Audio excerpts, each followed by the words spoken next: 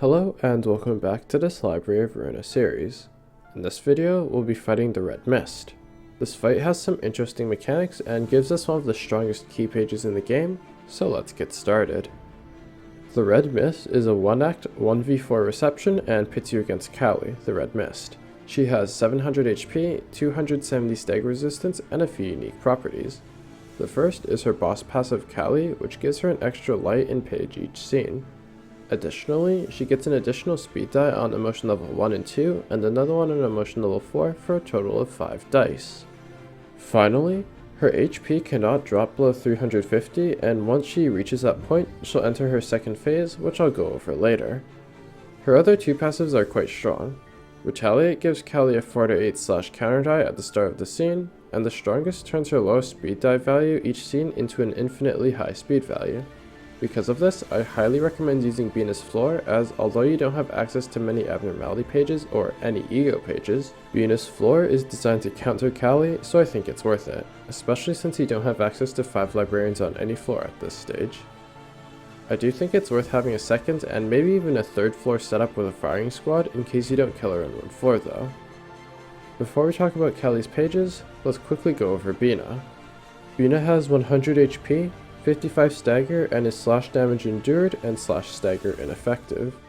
She has speed 3, her unique passive that makes her key in combat pages untransferable and unequipable, and incomplete arbiter, which draws her to 4 pages every scene.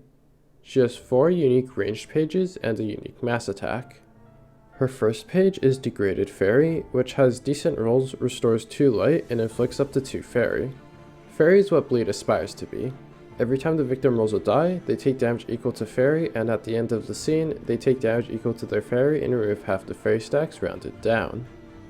This page is mostly going to free hit, but that's fine since inflicting fairy is quite strong.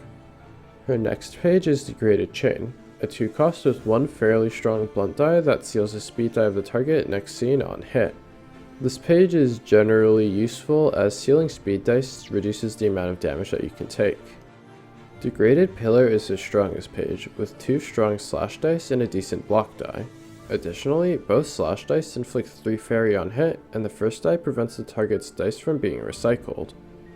Degraded Lock is a 3-cost that has a strong blunt and decent block, restores 1 light on use, and if the blunt die hits, increases the cost of the target's pages that cost 4 or more light by 2. Her last page is Degraded Shockwave, a 5-cost mass individual with 3 mediocre dice. The main attraction of it is that it gives 3 protection to all allies on use. I'll go more into when the best time to use these pages is in the general strategy guide, but for now, let's quickly go over Callie's deck. Callie's first page is Upstanding Slash, which has 2 fairly strong blunt dice. Additionally, if the page deals 8 or more damage, the user draws a page and reduces the cost of all other upstanding slashes by 1. This is fairly hard to beat with your 2 costs, and even your 3 costs like Repressed Flush or Emotional Turbulence are likely to lose to it. Your best bet is to use Binah's Degraded Pillar, Library and Friends, tank her with a block dice, or redirect it to someone who is blunt injured to try and prevent her from getting the discounts. Her next card is Spear, which has 3 mediocre pierce dice. Additionally, if it deals 8 or more damage, the user draws a page and lowers the cost of all other spears by 1. This one is much easier to contend with as its roll average is lower than Creek's, so any of your 2 or 3 cost pages will do the trick here.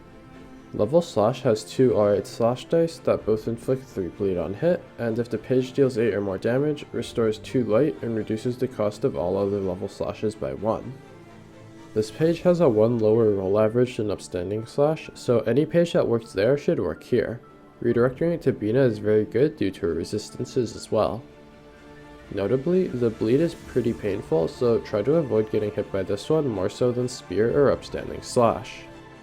Focus Spirit has a strong block die and a mediocre slash die that gives the user 3 strength next scene if it hits.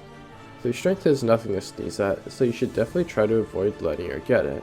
A 5 to 7 isn't too difficult to beat with something like Repressed Flush with power boosters, or most 2 dice 3 costs as long as you can clash with it. Her last regular page is Onrush, which is a 3-cost with 1 very strong slash die. This one is very hard to outroll, and if it staggers or kills the target, it'll get reused on another random target. Unfortunately, Binah's degraded pillar completely blanks this page since it'll get eaten by the no reroll effect. But if you can't use that for one reason or another, then redirecting it to a character that's slash injured with a block die will be your best bet. She also gets a unique ego page, Greater Split Vertical, which rolls 20 to 39 and, on hit, destroys another combat page that target is playing at random. This page rolls even higher than Onrush, so it's the same deal. Absorb it with Degraded Pillar or move it to a slash injured character and pray. Now for the general strategy. Kelly's first phase is actually fairly easy. Since her pages are utility focused, her rolls aren't too high, so you can usually beat them and you'll have a lot more dice than her. Be careful with her Retaliate passive and make sure that the first page that's free hitting her is one that can beat a 4 to 8. Nothing feels worse than using a leap to draw pages and getting 16 damage sent to your face for your troubles. Other than that, use Binah to blank Onrush and Greater Split Vertical, seal her speed dice when you can, make sure you keep your light and pages topped off, and I can't stress this enough, when she is about to drop to 350 HP, if she's gonna have a lot of light, use Degraded Lock on her. I'll say it again.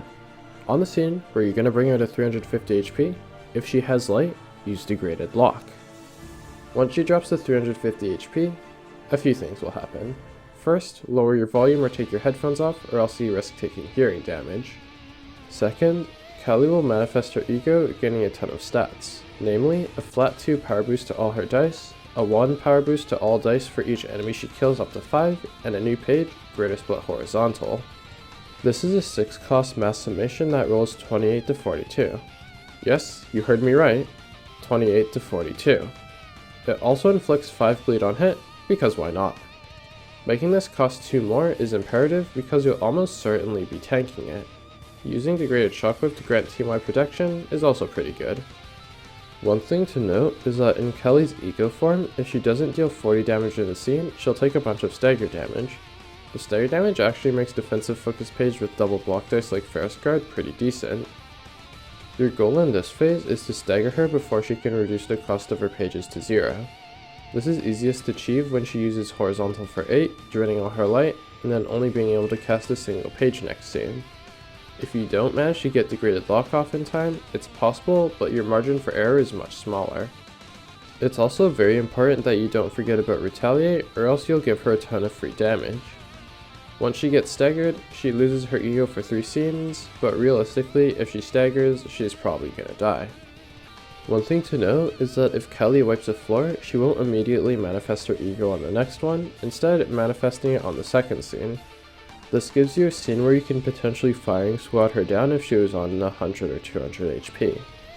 After defeating the Red Mist, you might need to do it a second time in order to get all her rewards, and I highly recommend doing so as her page is one of the strongest in the game, but is only equipable on Gebra. For her decks, if you only want to use her pages, I'd recommend bringing at least 3 ways to draw pages between Spear and Upstanding Slash, with at least 2 of the ones that you're bringing to take advantage of the cost reduction, and 2 level Slash in order to restore light.